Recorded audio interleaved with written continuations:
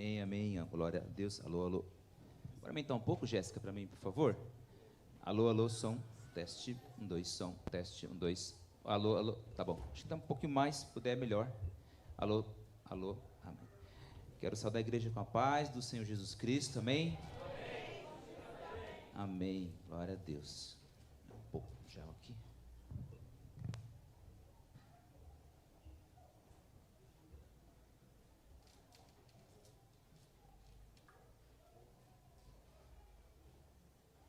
Bem, meus irmãos, um recado que eu dei aqui de manhã para os que estavam aqui, hoje foi o encerramento da escola bíblica, né? Tivemos aqui uma ótima oportunidade de estarmos aqui hoje de manhã, e foi muito lindo, né? Porque a gente percebeu que obrigado, Marcelo, que muitos irmãos tinham tido essa oportunidade de estudar a palavra, né? Realmente, a gente até comentou de manhã, que eu tenho convicção que em breve não haverá mais escolas bíblicas, porque a palavra de Deus diz que o amor de muitos se esfriará, né? E a gente sabe que muitos deixarão de congregar. Isso é bíblico, tá, irmãos? Isso é um sinal do final dos tempos. Então, para nós já não é novidade, uma coisa assim absurda, né? Porque está descrito. Mas louvado seja Deus que esta igreja, foi até lembrado pelo nosso irmão Jefferson, né, que Deus nos deu graça de já 37 anos atrás, esta igreja começar com escola bíblica, com 26 crianças, né, e estamos nós aqui hoje ainda mantendo as escolas bíblicas, porque a gente entende que é pela palavra de Deus que a gente tem força para seguir em frente. Se você tiver só oba-oba, você só vai passar por alguns momentos de emoções, né, na sua caminhada cristã. Mas se você for alicerçado na palavra, certamente a Bíblia nos diz que é como aquele que é fincado na rocha, e vem os ventos e sopra a tempestade, mas aquela casa não cai. Então, é por isso que eu estou aqui reiterando esta convocação, mas não mais para esse ano. Já foi, esse ano você teve, a gente fez uma conta aqui, 41 oportunidades que você teve de vir na escola bíblica durante o ano de 2023. A sua oportunidade passou, e você, se Jesus Cristo não voltar, você tem a oportunidade de ingressar na escola bíblica em 2024, se assim Deus nos der esta possibilidade. Então, Deus tem abençoado a igreja, e eu quero aqui parabenizar os professores que têm se dedicado, têm feito ao máximo. Só Deus vai recompensar cada um de vocês que deram sangue durante este ano todo, e se dedicaram e estudaram, porque o nosso papel não é convencer ninguém, é preparar o povo de Deus, e o nosso papel nós estamos cumprindo nesta igreja, amém? Então, que Deus abençoe a cada um. E a partir do domingo que vem não terá mais escola bíblicas neste ano. Vou pedir para que você abra a sua Bíblia em João capítulo 6. Eu gostaria muito de ler o 6 completo, mas é uma passagem muito extensa, e eu gostaria de destacar só o que nós vamos falar aqui como primazia. Então, João capítulo 6.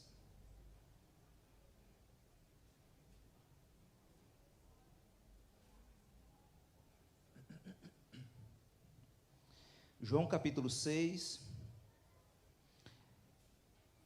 eu não vou ler a primeira parte, porque a primeira parte é a multiplicação de pães e peixes, mas que tem tudo a ver com a parte final, que é a passagem na qual eu vou ter a oportunidade de abordar aqui à noite, né?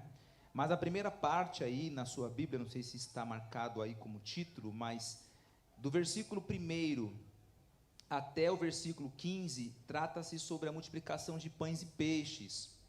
Então eu vou deixar para que você releia em casa. Sei que você já deve ter lido esta passagem por muitas vezes, eu não vou ler agora. A segunda parte é um interlúdio entre a parte da multiplicação de pães e a parte com que Jesus anda sobre o mar, né, quando ele vai para uma outra margem, né, do mar. E aí, que é entre o versículo 16 e o 21, e quando chega aqui, a partir do versículo 22, Jesus, ele narra ser o pão da vida. E aí tem 3 discursos que Cristo faz aqui até o final do capítulo. E esses 3 discursos é para responder estes que estavam seguindo Jesus por causa de comida. É curioso acontecer esse tipo de coisa, é algo muito assim comum, né? E principalmente nos nossos dias de hoje, porque a gente sabe que o Brasil está em uma recessão muito grande, e a gente sabe que as igrejas que pregam uma teologia que a gente considera como a teologia da prosperidade, essas igrejas estão lotadas e recheadas, porque o discurso que o povo gosta muito de ouvir é enriquecer, é obter propriedades, é obter o cuidado de Deus, é receber milagres. Então, estas igrejas, elas estão cheias, né? Até porque a gente sabe que é algo muito comum acontecer, como o que aconteceu aqui nesses tempos de Cristo. Mas, eu vou ler a partir do versículo 22, em que diz assim: no dia seguinte, a multidão que ficara do outro lado do mar, notou que ali não havia senão um pequeno barco, e que Jesus não embarcara nele com os seus discípulos, tendo este partido sós. Entretanto, outros barquinhos chegaram a Tiberíades, perto do lugar onde comeram o pão, tendo o Senhor dado graças, que essa passagem aqui ela se refere àquela anterior que eu tinha dito. Quando, pois, viu a multidão que Jesus não estava ali, nem os seus discípulos, tomaram os barcos e partiram para Cafarnaum à sua procura. E tendo-o encontrado no outro lado do mar, lhe perguntaram: mestre, quando chegaste aqui? E respondeu-lhe Jesus: em verdade vos digo, vós me procurais, não porque vistes sinais, mas porque comestes dos pães e vos fartastes. Trabalhai não pela comida que perece, mas pela que subsiste para a vida eterna, a qual o Filho do Homem vos dará, porque Deus o Pai o confirmou com o seu selo.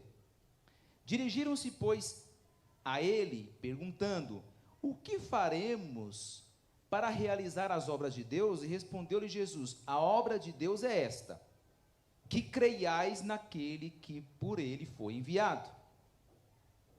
Então lhe disseram eles: que sinal fazes para que vejamos e creiamos em ti?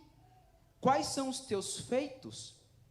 Nossos pais comeram o maná no deserto, como está escrito: deu-lhe a comer pão do céu. Replicou-lhe Jesus: em verdade vos digo, não foi Moisés quem vos deu o pão do céu. O verdadeiro pão do céu é meu Pai quem vos dá. Porque o pão de Deus é o que desce do céu e dá vida ao mundo. Então lhe disseram: Senhor, dá-nos sempre desse pão. Declarou-lhes, pois, Jesus: eu sou o pão da vida.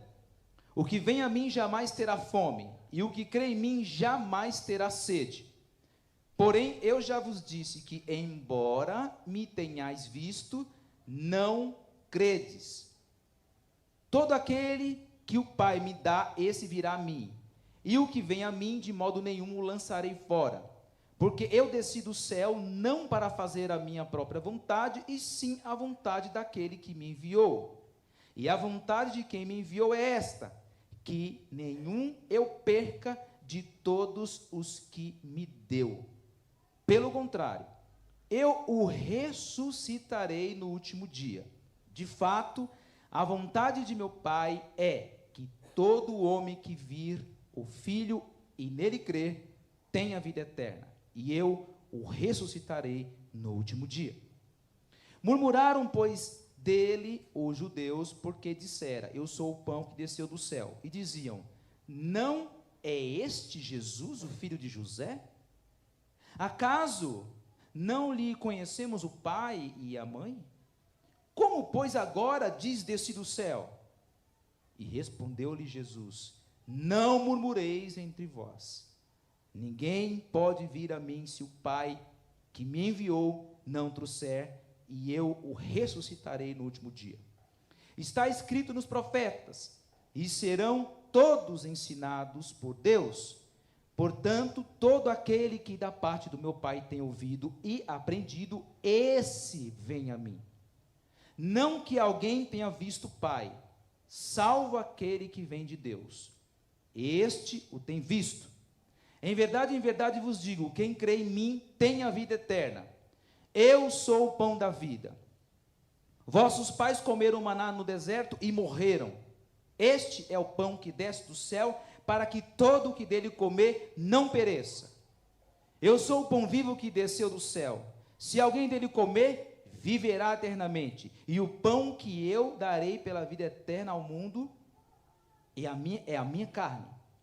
Disputavam, pois, os judeus entre si, dizendo: como pode esse dar-nos comer a sua própria carne? Respondeu-lhe Jesus: em verdade vos digo, se não comerdes a carne do Filho do Homem e não beberdes o seu sangue, não tendes vida em vós mesmos. Quem comer a minha carne e beber o meu sangue tem a vida eterna, e eu o ressuscitarei no último dia. Pois a minha carne é verdadeira comida, e o meu sangue é verdadeira bebida. Quem comer minha carne e beber o meu sangue, permanece em mim, e eu nele. Assim como o Pai que vive me enviou, e igualmente eu vivo pelo Pai, também quem de mim se alimenta, por mim viverá. Este é o pão que desceu do céu, em nada semelhante àquele que os vossos pais comeram, e contudo morreram. Quem comer este pão, viverá eternamente.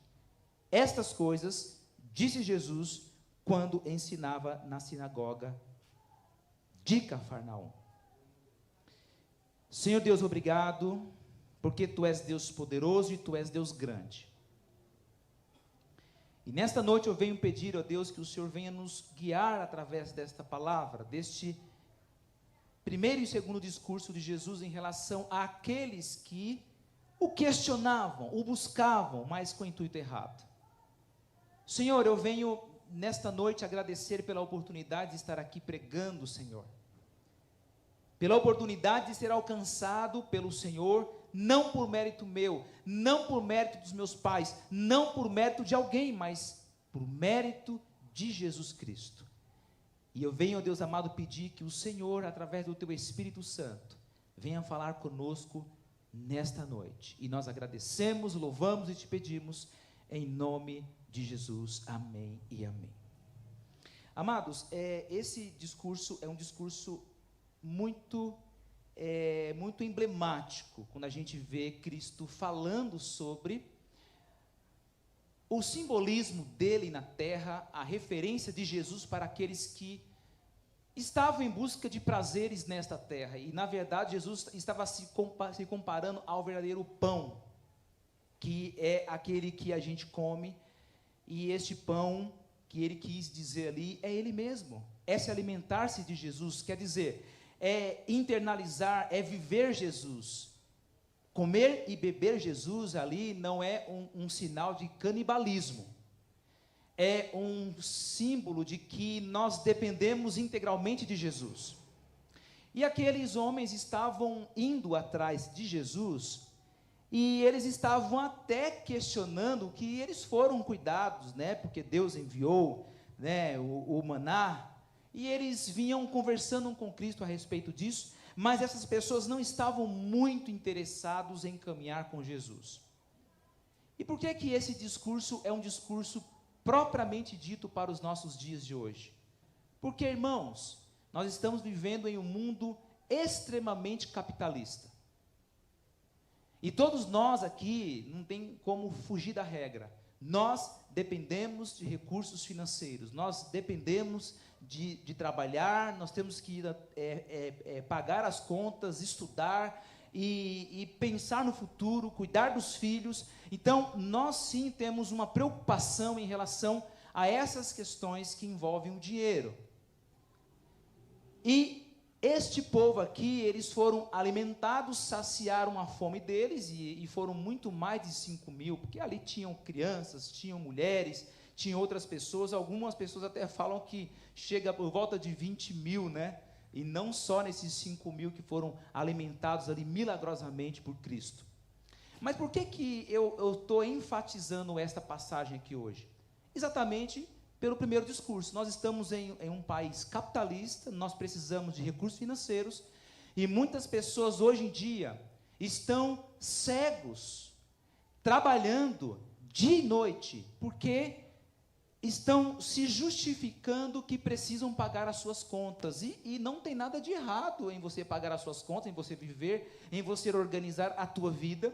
Agora, o que não pode é você priorizar as coisas nesta terra em detrimento às coisas espirituais. Eles até estavam usando um símbolo que Deus deu, que era o maná, e o maná é algo tão precioso, que um dia eu posso até trazer um estudo a respeito do maná para vocês, mas só para que vocês entendam, Deus, ele trouxe o povo da escravidão para o deserto, para manter aquele povo com o maná, com uma porçãozinha diária. Deus queria ensinar o povo, que o povo dependesse de Deus exclusivamente, e não das coisas desta terra. E todas as vezes, irmãos, que eu e você, nós começamos a dedicar o nosso tempo, integralmente, e quase que 100%, e até mais do que isso, dedicando a construir, a edificar, a nos casar, a nós mantermos a nossa empresa, e nós vamos trabalhando, e um curso novo, e um trabalho novo, a gente tem que tomar muito cuidado com isso. Se você não abrir o teu olho, daqui a pouco você está vivendo escravo do dinheiro. O dinheiro, amados, é algo necessário, mas o dinheiro não pode ser o senhor da tua vida. A Bíblia diz, e somente na passagem desta palavra maravilhosa, quando fala de dois senhores, é equiparando o senhor Mamon, que é o dinheiro, com o próprio Deus. Então, ou você serve um e não vai servir o outro, ou você agrada o outro e desagradará o seu oposto. Porque ou você serve o dinheiro, ou você serve ao Senhor Jesus Cristo. Ou você vive escravo do trabalho, ou você é um escravo de Jesus Cristo. Então não tem como você fugir disso. Eu vou até finalizar a pregação hoje com uma passagem muito conhecida também, exatamente com algumas pessoas que vêm a Jesus Cristo com a motivação errada. Por isso que muitas pessoas recebem Cristo, são assim, sabe, aquela emoção, aquele choro e tal, até entra na classe de batismo, até se batiza, até faz parte de um corpo, até chega a participar da comunhão, ali a Santa Ceia e tal, mas logo aquela pessoa começa a se distanciar. E esta palavra é para que você tome muito cuidado. Se você estar em uma condição desta, em que você começou bem, e você viu Deus trabalhando contigo, porque Deus ele manda alguns milagres, não para que você viva escravo do milagre. Ele permite que alguns milagres aconteçam contigo, mas para que seja um sinal que você consiga enxergar Jesus, porque milagre salva, irmãos. Nunca ouvi falar na Bíblia que milagre salva. Então, se você teve alguma oportunidade na vida de receber um milagre de Deus, e Deus mostrou para você que Ele vive, que Ele é fiel, e Ele é mesmo, viu, irmãos? Deus é poderoso, Ele cura, Ele faz milagres e maravilhas que a medicina, passa longe. Mas, quando Deus envia um milagre, é para mostrar a você que tem algo maior acima deste milagre. Foi justamente o que esses homens não viram. Encheram barriga, legal, e no outro dia acontece o quê? A gente sente fome de novo. Queremos comer de novo. E aqueles homens, eles foram procurar Jesus, mas não com interesse genuíno, sabe, de servir a Jesus, sabe, Edson? Sabe aquele, o gadareno, que foi bem perto ali, né, quando ele recebeu ali aquela cura, aqueles demônios foram embora, ele ficou liberto, parou de espumar, parou de cair possesso, parou de matar as pessoas, saiu da catatumba, né? Queria seguir Jesus. Ele falou assim: não, filho, vai evangelizar, volta para os teus, vai para Decápolis, vai para lá evangelizar, porque aquele que reconhece o milagre de Jesus Cristo, ele não fica querendo encher barriga o tempo todo, dependendo de milagres ali. Senhor, eu preciso de mais um milagre. Cheguei aqui, recebi um milagre. Oh, meu Deus, agora eu quero um segundo milagre. Agora é o segundo. Aí recebe. Oh, meu Deus, mais um milagre para seguir. Irmãos, se você está dependendo de milagres para viver na presença de Deus, você está na motivação errada. Foi justamente o que aconteceu com esses homens. E era uma multidão de pessoas. Daí Jesus começou a pegar na ferida lá. Falou: sabe por que vocês estão vindo? Vocês estão vindo por causa de mim, não. Vocês estão vindo é porque vocês, ontem, encheram a barriga. Todo mundo de barriga cheia. Vocês receberam um milagre, mas vocês não me querem. Vocês não querem a mim. Vocês querem comer de novo. E aí eles começam a murmurar entre eles, porque aquele discurso, irmãos, eu sei que às vezes quando a gente começa a pregar algum discurso assim, que começa a dar um nó na tripa, falou, irmãos, quando Cristo começou a dizer isso para eles, vocês estão vindo para cá, porque vocês comeram ontem. Jesus, meu amigo, não ficou passando mão em ninguém, não. Ele falou justamente o que eles precisavam ouvir, porque eles não estavam na convicção correta. Se você estiver aqui nessa noite na convicção errada, essa palavra vai dar uma mexida com você. Porque Jesus quer te endireitar nessa noite. Ele quer colocar você num patamar de servo dele, e não de um dependente exclusivo de milagres. Por isso, irmãos, que, com todo respeito, nós vemos milagres nesta casa? Você viu algum aí? Alguém nunca viu milagre nesta casa? Seja sincero, levante a mão. Eu desafio. Então, você viu milagre. Os mais antigos viram mais milagres ainda, porque vivem mais tempo na fé e foram acompanhando os milagres. Mas não são essas coisas que vão te levar para o céu. Ou você alinha a tua vida num propósito de Deus, se conserta, começa a olhar para Ele com um propósito maior, ou você começa a ter um compromisso genuíno com Ele verdadeiramente, porque a palavra de Deus fala assim que Ele busca os verdadeiros adoradores que o adoram em espírito e em verdade. Verdade. Não é hipocritamente, não. A Débora disse uma coisa muito linda aqui, quando começou o culto. Nós não viemos aqui para bater cartão. Nós viemos aqui para adorar a Deus, irmãos. Para prestar culto e adoração a Deus. Por isso que essa igreja não brinca com milagres, nem com possessão demoníaca, e nem prega riquezas nessa terra. Se você receber Jesus Cristo como o seu único e suficiente Senhor e Salvador da sua vida, você já é um homem e uma mulher milionário. Rico. Rico. Irmãos, quando eu vejo um milagre de salvação eterna, por isso que a Bíblia fala que no céu tem festa. Não é milagrezinho não, né? Curei do câncer, uhul! Legal, temos muitos milagres de cura de câncer aqui na igreja. Esses milagres não nos levarão para o céu. Agora, quando um pecador se arrepende, a Bíblia fala que o céu já está em festa. Eu fico só imaginando os anjos correndo.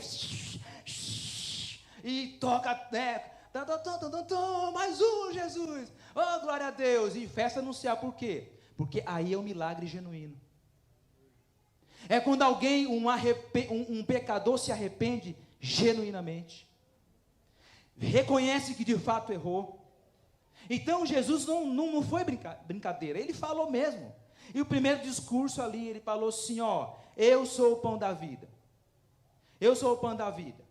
Aí ele veio com um segundo discurso, porque eles estavam murmurando entre eles ali. Ele falou de novo: eu sou o pão vivo que desceu do céu. Se alguém dele comer, viverá eternamente. E o pão que eu darei pela vida ao mundo é a minha carne. Quer dizer, meu irmão, você tem que se alimentar de Jesus. Aqui não é canibalismo não, aqui é de fato viver mesmo. O que significa isso, pastor? Depender de Jesus. Por isso que a gente tem uma ideia, quando a gente pega o pão aqui, no dia da Santa Ceia, a gente come, tem uma ideia de que nós estamos comendo e aquilo vai nos alimentar e vai nos trazer sustância para a gente continuar na caminhada cristã. Se você não se alimentar de Jesus, você vai morrer espiritualmente. E vai, se não comer. Enquanto você estiver comendo mídias sociais, enquanto você estiver se alimentando de todas essas coisas atrativas desse mundo, em detrimento à palavra e a Jesus, você está correndo sérios riscos de você ir para o inferno.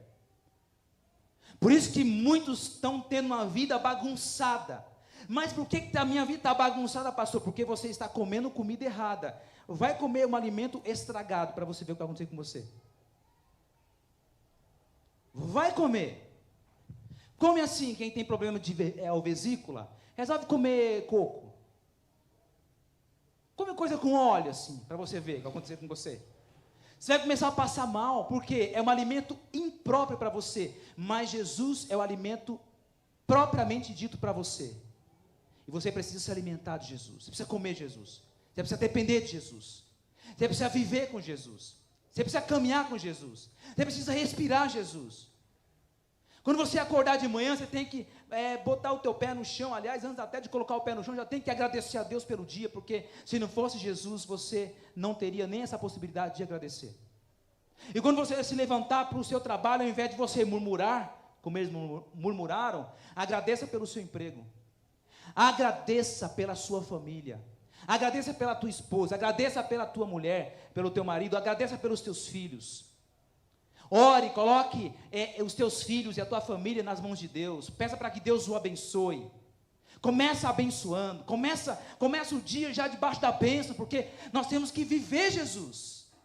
Agora, se você vive Jesus só no domingo à noite, chegando aqui, batendo cartãozinho e indo embora, meu irmão, cuidado. Eu estou falando isso através dessa palavra para que você tenha muito cuidado. A Bíblia diz que o sintoma dos últimos dias é que muitos deixarão de congregar. Pode esperar, isso vai acontecer. Não é porque eu estou dizendo isso, é porque esta palavra diz e eu creio nesta palavra. Ela é verdadeira e poderosa. Então, abra teu olho. Fica atento, porque o Espírito Santo de Deus está falando contigo nesta noite. Então veio o primeiro discurso, segundo discurso, aí veio o terceiro discurso. Eu não cheguei a ler. Mas o terceiro discurso veio algo também que aconteceu ali a partir do versículo 60. Muitos dos seus discípulos, tendo ouvido tais palavras, disseram: duro é este discurso. Quem o pode ouvir?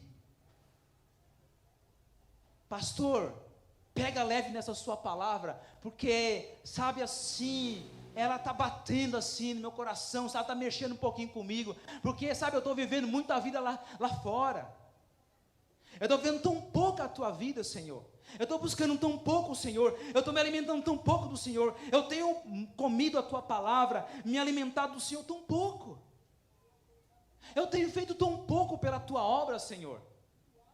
E aí, os discípulos, tendo ouvido tais palavras, disseram: duro é esse discurso, quem um pode ouvir? Mas Jesus, sabendo por si mesmo que eles murmuravam a respeito de suas palavras, só, irmão, antes de você começar a reclamar, Jesus já sabe, viu?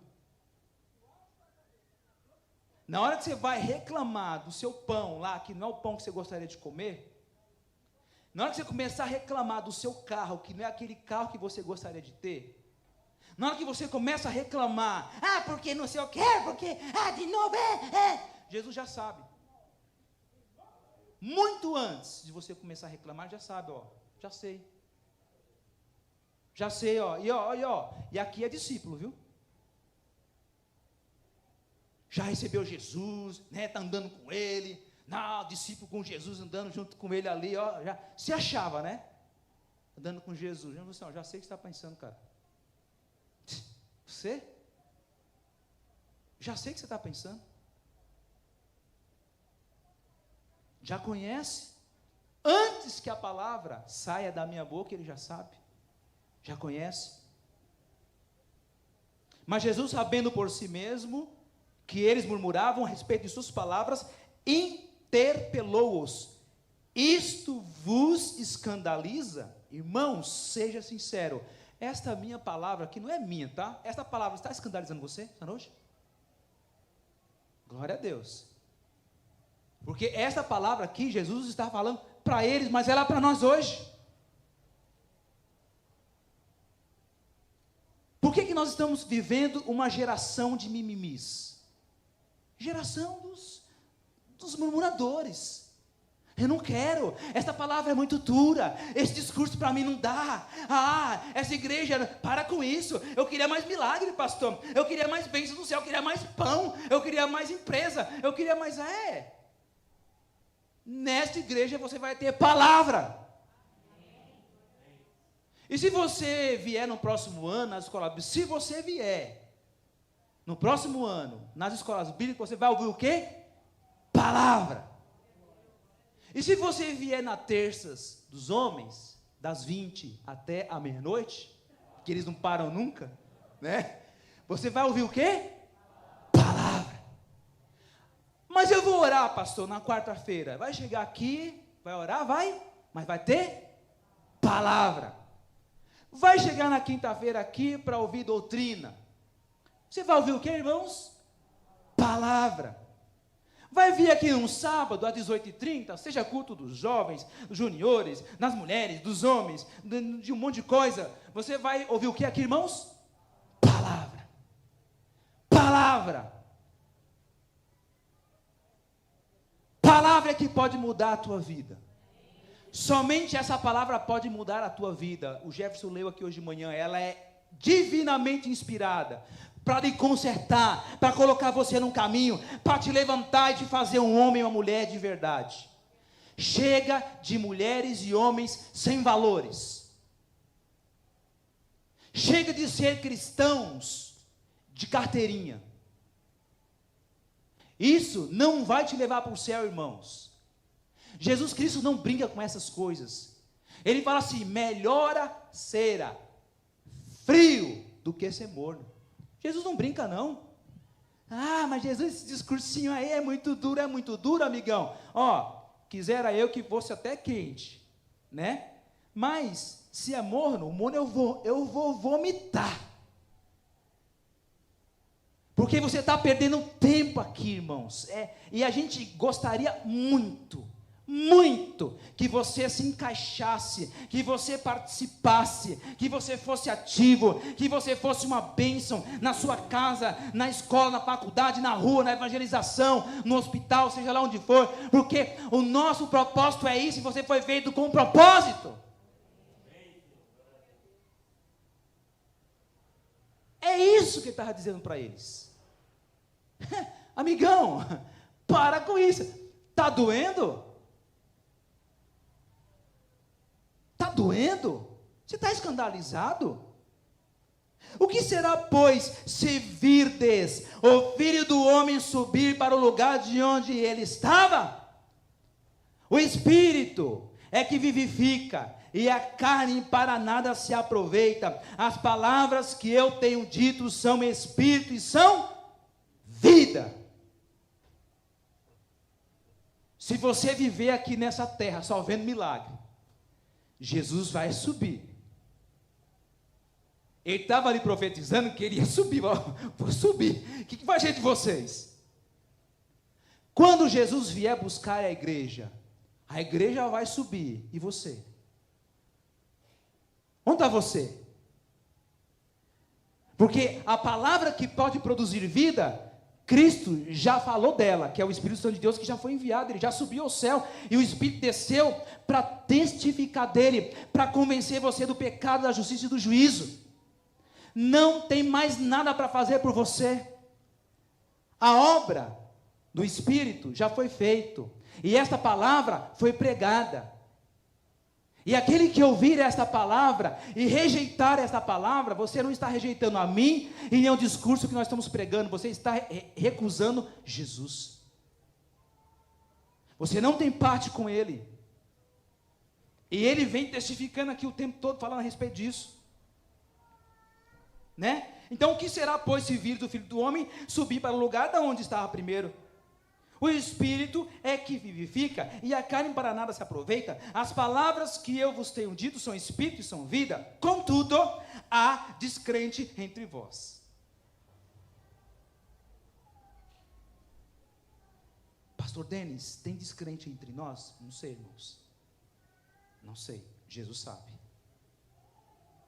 Mas ele imediatamente falou assim, ó, pelo que eu estou vendo, pela ação de vocês, pela prática de vocês, pelo desejo de se alimentar das coisas dessa terra, tem muito descrente aí.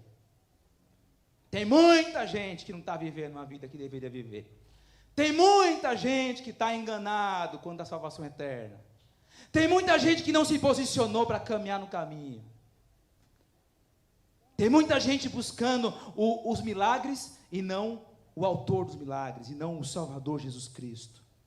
Contudo, há descrente entre vós, pois Jesus sabia desde o princípio quais eram os que não criam e quem o havia de trair. Obviamente que aqui está falando sobre Judas Iscariotes. Obviamente. Mas Jesus já sabe quem são os deles. Por isso que nós pregamos. Pastor, mas e se ninguém ouviu o seu discurso, irmãos? Não é a mim que você tem que prestar contas, e a Jesus. Eu estou aqui pregando essa palavra, e através da pregação desta palavra, o Espírito Santo de Deus está falando contigo, está trazendo você a uma realidade. Só Ele quem pode convencer. Olha só, é o que foi lido aqui por Jesus. Se Jesus Cristo não chamar você e você não der ouvido a Ele, Ele sabe quem é os seus e quem não é. Desde a fundação dos tempos, Ele sabe quem vai para o céu ou quem não vai. Ele sabe quem são aqueles que vão estar na casa dele só no oba-oba, e na hora vão ficar e uns vão subir. Ele sabe quem é os que estão aqui presentes e nas igrejas do país e do mundo todo, aqueles que vêm para encher os seus celeiros, para buscar riquezas, para buscar, e aí, compromisso zero. Trabalhar para a obra? Zero. Compromisso com a obra? Não. Faz assim, deixa eu primeiro sepultar meu pai. Ah, Jesus, olha, agora eu quero que você abra a sua Bíblia. Vai lá comigo. Deixa marcado aí, marcadinho, e vai para Mateus 8.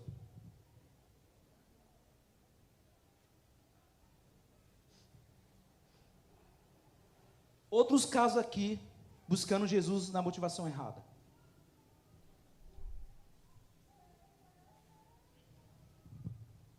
Mateus 8, 18. Vendo Jesus, muita gente ao seu redor. Olha só, eu vou até dar uma pausa aqui. Se você ler antes, aqui nós não vai dar tempo. Na minha Bíblia fala assim: muitas outras curas Jesus fez aqui. Muitas outras curas. Ele fez muitas curas. Depois que ele fez muitas curas, aconteceu o quê? Vendo Jesus, muita gente ao seu redor. Por quê? Muitas curas aconteceu. Muitas curas. Eita, aquele monte de gente lá e tal. Então, vendo Jesus, muita gente ao seu redor, ordenou que passassem para outra margem. Quer dizer, ele sempre está fugindo das multidões para ver se, consegue, assim, deixa eu me distanciar desses milagres, dessa população, para ver como é que é a intenção deles. Foi a mesma coisa que aconteceu aqui. Ele se afastou um pouco, após o grande milagre, ele se afastou lá e aqui também. Então aproximando-se dele um escriba, disse-lhe: mestre, um escriba, hein? Um escriba, mestre, seguir-te-ei para onde quer que fores. Mas Jesus lhe respondeu: as raposas têm os seus covis e as aves do céu ninhos, mas o Filho do Homem não tem onde reclinar a cabeça. E outro dos discípulos lhe disse: Senhor, permita-me ir primeiro sepultar o meu pai. Replicou-lhe Jesus, dizendo: segue-me e deixa aos mortos o sepultar os seus próprios mortos. Esta passagem não está mostrando que Jesus está sendo, não está tendo empatia com essas pessoas que estão querendo sepultar os seus pais. Não está tendo, uma deselegância com aqueles, que estão ali buscando servir Jesus na motivação errada, mas ele falou aquilo que eles precisavam ouvir. Assim, olha, meu amigo, você quer seguir a mim? Primeiramente, não vem tentar buscar ter riqueza na terra, porque eu não tenho onde reclinar na cabeça. Se você está buscando alguma sustentação assim, peraí, eu vou para aquela igreja, porque eu sei que Deus está abençoando, tem muitos milagres acontecendo lá, eu sei que Deus está falando, então eu vou cair lá dentro para ver se eu recebo um pouquinho dessa bênção, para ver se a minha vida melhora um pouquinho, mas pensando só na ordem, ali da matéria. Aí Jesus falou assim: meu amigo, as aves dos céus têm o seu ninho, as raposas o seu covil, mas o Filho do Homem não tem onde reclinar a cabeça. Não é que Jesus não fosse dono de tudo, é que na verdade, ele falou assim: o meu reino não é daqui. Não estou preocupado com as coisas daqui. Estou preocupado em fazer a vontade do meu Pai que está nos céus. Não estou preocupado em construir casas, mansões aí, porque isso tudo fica, irmãos. Todas essas coisas ficam. E aí, isso era um escriba, hein? Alguém ali, um doutor da letra, alguém que conhecia, talvez, buscando ali alguma barganha com o próprio mestre. Mas veio o segundo, dizendo, o discípulo: Senhor, permita-lhe ir primeiro, sepultar o meu pai, E aí, Jesus Cristo também não foi uma pessoa que quis assim, não, filho, abandona tudo assim para mim, esquece da sua família. Ele não estava dizendo assim, esquece de tudo. Ele disse assim: as prioridades na tua vida é seguir, e é pregar, e é evangelizar, e é se preocupar com as minhas coisas, porque o corpo perece, mas o espírito vivifica. Então, filho, não fica preso nas coisas da terra. Não fica se dedicando assim a sua vida, a sua mente, o seu coração, lá, a vida toda no trabalho, porque, irmãos, daqui a pouco vem uma coisa, te leva. Acabou. Atendendo na clínica lá, da psicologia, de repente, um relato lá, dizendo assim: olha, pessoa, médico, novo, tal, vida estabilizada, ciclista, tal, saúde em cima, cuidadoso com a saúde dele, de repente, levou o médico. Você tem o controle da sua vida? Sinceramente. Você sabe o que pode acontecer contigo daqui a pouco? Eu não estou falando nada de mal que aconteça, eu quero que você viva 200 anos, viu, irmãos? O meu desejo é esse. E que você ainda vai para o céu. Tá? Esse é o principal desejo. Agora, irmãos, prioridade. Prioridade. Você sabe o que é prioridade? É colocar Deus acima de todas as outras coisas. Tudo, de tudo, de tudo. Aqueles que idolatram maridos, ame a Jesus, põe ele acima. Aquele que idolatra a esposa, ame a Jesus, ele está acima. Aquele que idolatra o chefe, ame a Jesus, ele está acima de tudo. Aquele que tem um compadre rico, gosta de estar uma mosquinha ali para ver se recebe uma herança, Louve a Jesus. Olha para Jesus. Então são coisas assim que nós temos que nos preocupar. Isso é muito mais necessário para mim e para você. Amém, irmãos? Você crê nesta mensagem que eu estou aqui ministrando hoje? Você crê nisso? Você quer pôr as tuas prioridades aos pés do Senhor? Você quer pôr? Você deseja? Tem esse anseio? Vamos orar comigo? Vamos. Senhor Deus, as prioridades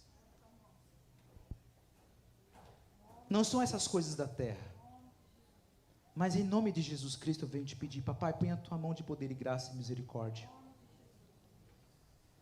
Senhor, nós não estamos aqui para enriquecer, nós estamos aqui de passagem. A tua palavra nos diz que nós somos como a neblina, como a fumaça.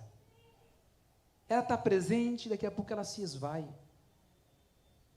E muitas vezes nós temos dedicado tanto tempo na empresa, tanto tempo no estudo, tanto tempo à família, tanto tempo em tantas coisas. Mas para o Senhor é só a sobrinha. É só o domingo à noite. Só lê a Bíblia quando o pastor pede para abrir aqui. Papai, eu sei que o teu Espírito Santo de Deus está nos dando um chacoalhão para que a gente venha nos posicionar, porque se nós não nos santificarmos, nós não veremos o Senhor. Estamos entrando em épocas difíceis, tempos difíceis para a tua igreja, tempos complicados. É joio no meio do trigo, são raposas, travestidos de pastor, são tantas coisas absurdas que nós temos visto no nosso cotidiano, a tua palavra sendo defraudada, pregado um evangelho horrível, que não salva, nem o próprio que prega o seu discurso. E nós estamos aqui, Deus amado, dizendo que a tua palavra é o nosso alimento, que Jesus, tu és a essência da vida, tu és o pão vivo que desceu do céu. Se nós bebermos desta fonte, nunca teremos sede. Deixaremos de ficar de porta em porta, batendo o Senhor em lugares que não vai tirar nada. Nós preferimos, ó Deus amado, recorrer às empresas, recorrer aos amigos, recorrer à família, recorrer a um monte de coisa, às religiosidades que não nos salvam, mas nós deixamos de buscar o autor da vida. E Jesus está presente nesta noite, querendo ter um relacionamento íntimo e sincero com cada um de nós. Como nós dissemos aqui hoje pela manhã, o profeta Abacuque, que significa abraçador. O Senhor quer nos abraçar nessa noite, através do Espírito Santo, mais uma vez. Aquele filho que quer pular do teu colo, aquele filho que quer gastar o dinheiro com as meretrizes, como fez o filho pródigo, aquele que quer sair do teu aprisco, aquele que não vê a oportunidade de sair da tua casa, mas meu Deus, tem misericórdia, porque se o Senhor não o chamar, Ele não terá parte contigo. Então, Senhor, nos corrija, que nós venhamos ter um compromisso, parar de brincar de cristão. Temos que parar de ser cristãos mimimi também. Temos que entender que o Senhor está falando conosco, e quando o Senhor fala, é olhando no olho, é apontando diretamente ao nosso pecado, porque o Senhor quer nos lavar e nos purificar, e sepultar o velho pecado. Deus, que a gente não venha, papai, estar na tua presença e olhar para trás, porque a tua palavra diz que aquele que põe a mão no arado e olha para trás, não é digno do reino. Vai ficar. Então, meu Deus, nos perdoa nessa noite. Se temos defraudado o Senhor, se temos enganado o Senhor, se temos mentido para o Senhor, se temos priorizado as coisas desse mundo, Senhor, nos perdoa nessa noite, porque a Tua palavra nos diz, se confessares os vossos pecados, Deus é fiel e justo para vos perdoar os pecados e vos purificar de toda a injustiça. E o Senhor está passeando e nos perdoando nessa noite. E eu quero agradecer ao Senhor por esta palavra que muda e transforma o nosso caráter. Em nome de Jesus. Amém, Pai. Glória a Deus.